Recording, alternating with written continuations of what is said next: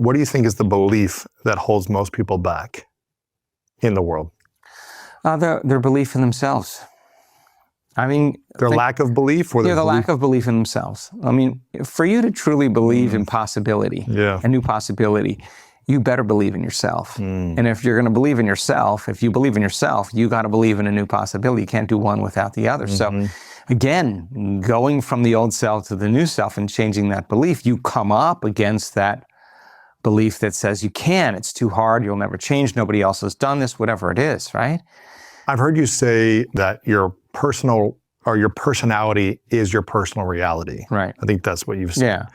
Yeah. And if your belief in self is limiting or limited and a lower frequency or doubting constantly, then that's going to become your personal reality, it sounds like. Yeah, you'll have a lot of reasons to doubt in your life. And that's just it's a self-reflective universe. Right.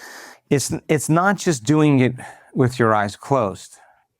It's doing it with your eyes open, right? So then when they started saying, how am I going to be in my new life? And they started rehearsing in their mind, planning their behaviors, right? Still got to live it. Yeah, so, but them closing their eyes and saying, what would greatness look like today? What would love do today? How can I respond or act differently around this situation so that it doesn't, that it's loving to me? What would be the greatest expression of myself? And they started to think about how they would behave. The act of rehearsing the behavior started to install circuits as well. They're priming their brain. They're putting the circuits in place to use.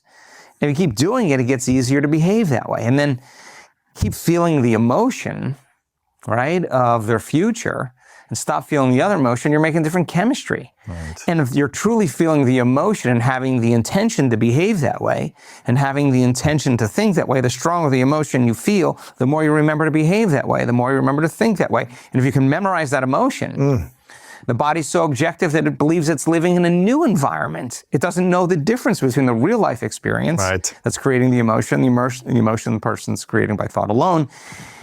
And in some level, they started to transition to this new person.